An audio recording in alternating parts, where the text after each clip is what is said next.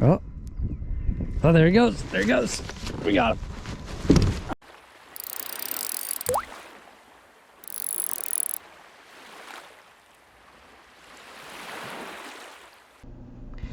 Hello again, Fishalots, and welcome to part 3 of a multi-part series where we're following catfish through the seasons, late winter, early spring, all the way through summer, to explain and show you how your pre-trip planning tactics should change while you're looking for these fish, as well as how your fishing tactics should change when you're out on the water to help maximize your time, catch more fish. And this episode will actually be the second half of this video, popping up right there in the top right corner of your screen, in which I focused on location of the fish, reading sonar charts and where you should position yourself in order to intercept fish coming from the deeper channel ledges into the shallower bays as they're getting warmed up from the sun in the early spring, as well as when cold fronts move through, the wind starts to blow, or nighttime happens where those same shallow water bays are going to cool off. Those fish are going to transition back into the deeper water on the main channel ledge. So in this video, this will be the afternoon section where we're going to focus more on the baits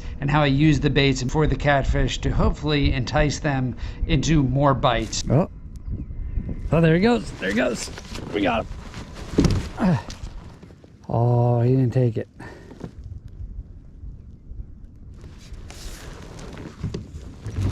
Oh, this one goes now. This one's going now. All right. I missed the one. Oh, I missed both of those fish. Wow. That's a bait. That's a bait stealer right there. Wow. I can't believe I missed both those fish. At least I got the takedown on camera. Wow. Not sure how I missed both those fish.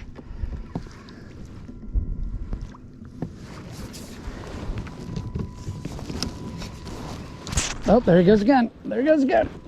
Oh, boy, he's pulling. Oh, got him that time. Boy, he took off there, didn't he? Oh, there we go. All right.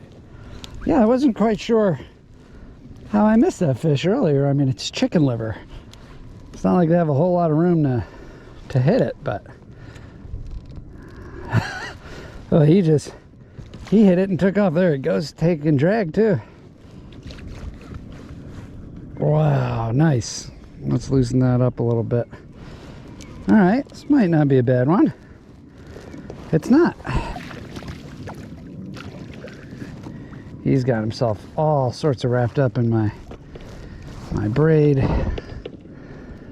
Let's unwrap him there. All right.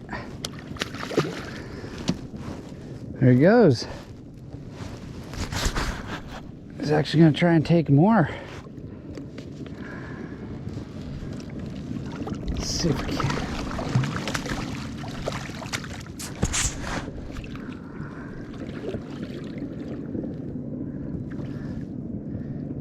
All right, guys. Boy, that guy, he left all the fight right next to the kayak. I have attracted an audience. There's a lot of boats now around. Come here, come here. All right.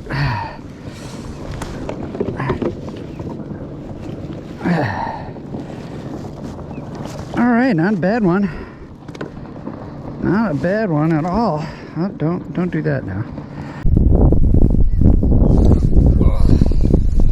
There you go, guys.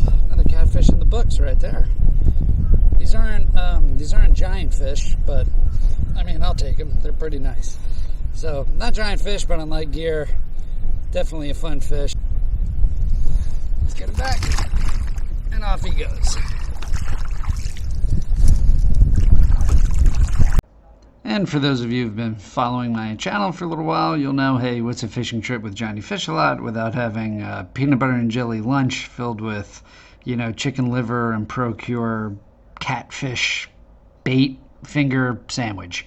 Delicious. There you go. So again, didn't bring hand sanitizer with me on this trip. Just gonna eat this thing down, fish hands and all. Oh yeah, there you go. Big mouthful there. Okay, back to the fishing. I got my fish. There we go. There we go. There we go. Freshen up that chicken liver. Okay. All right, guys. Again, did not have the GoPro on, but this one's a chicken liver. So I got fish on store-bought soup fish, and I got one on gizzard shad, and then I got another one on the chicken liver. Let's see what this one's got. No, a little guy. So you typically don't get the bigger fish on chicken livers, but you know what? I like the action, so I do have them on the chicken liver. Another thing is, generally speaking, you don't get the big fish on chicken liver, but you do get big fish on chicken liver. So you never quite know. I was just checking my phone. Looked like my wife had called. And of course, that's when we get bit. Come here, this guy's got to open his mouth now. He's not going to want to. So I'm going to just pick him up. Just like that. Whew, what a nice, chunky catfish. He's actually a little bit bigger. He's big enough where I can't quite... Oh, how did he get this hook in him? Oh, he got the hook twice.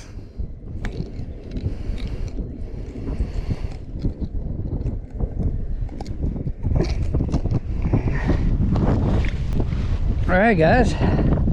Another catfish.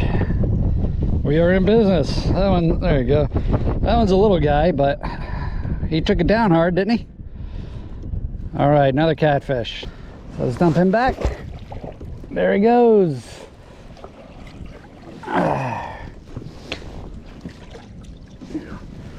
Release that one like a tuna. Head first. Dunk him. So what I did there is I noticed that the chicken liver had been in the water for a long time, and what happens is it loses that procure. It loses that scent. And so, yeah, I just threw on some fresh chicken liver to freshen it up, and fish hit it. So it seems like that was a good move. Seems like I made a couple of good moves. One is to freshen up some of these baits. That seemed to have helped.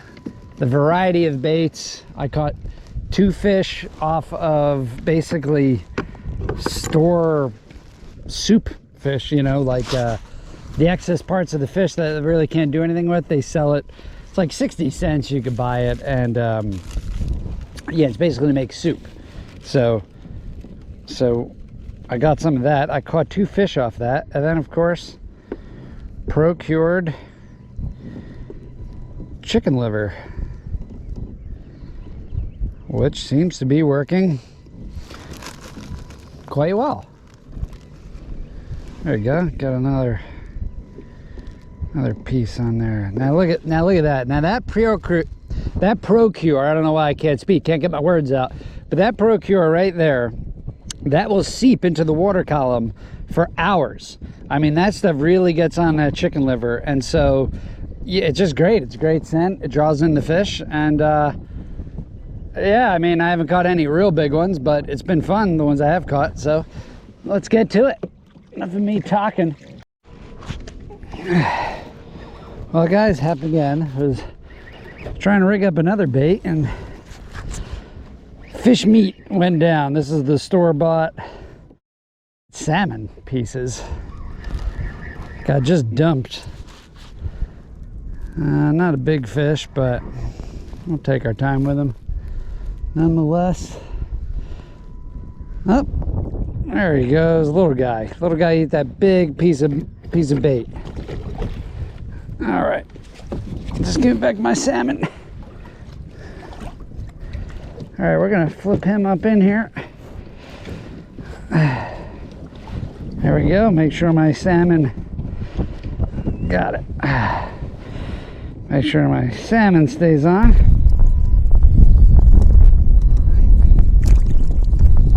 There we go. That's a little dink. A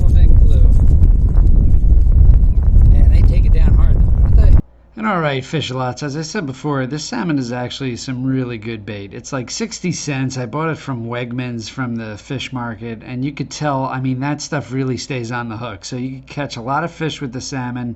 It stays on the hook really good. You can see there it just got tore up a little bit, so I'm just going to find a new home for the hook here on this piece of bait.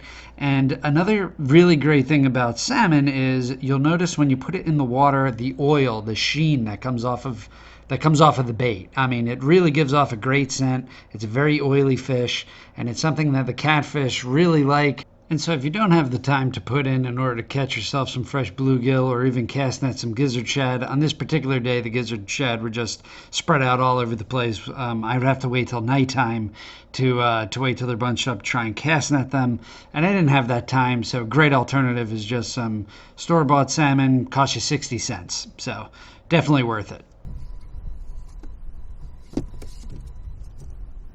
So a couple of things to notice in this next video here is, one, you can see the boats that I've attracted behind me. So I was catching some fish like you guys saw, and these boats came right on top of me, and I said, not dealing with that, and I moved in a little bit. So I adjusted the depth in which I was fishing. It didn't really seem to make a difference. I was just in the mouth of that creek, as I showed on the previous video, and yeah, it worked just as successfully. Those guys were also came up and anchored there, so they were dragging around anchors and swinging around pretty good. So I left that area. And something else you'll notice in this video is just how fast the current is moving in the river. You'll notice on a lot of other catfish YouTube videos that they're dammed, there's not a whole lot of water flow, and you know, and tactics will change when that occurs. And so the main advantage that I have in the drift in this particular instance is that I'm using a Minn Kota trolling motor in my 136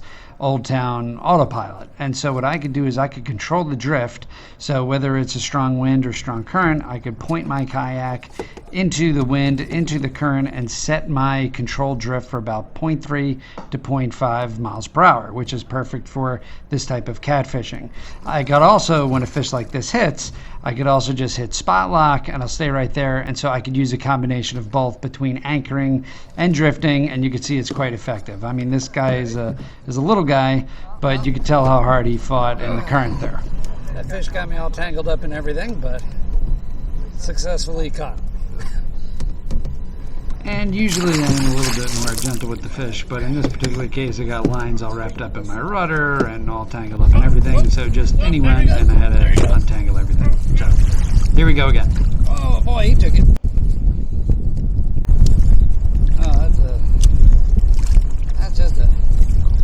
that's just a baby. Baby.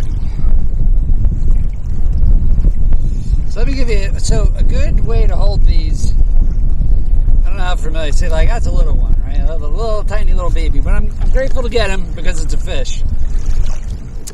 See, these spines here are really sharp when they're young, when they're little babies, I guess. So if you hold them, you kind of put the barbs in between your fingers like that, and rest the other one on your thumb like that, and you can hold these guys and basically do whatever you want with them. They're not going to hurt you. So that's the best way to do it.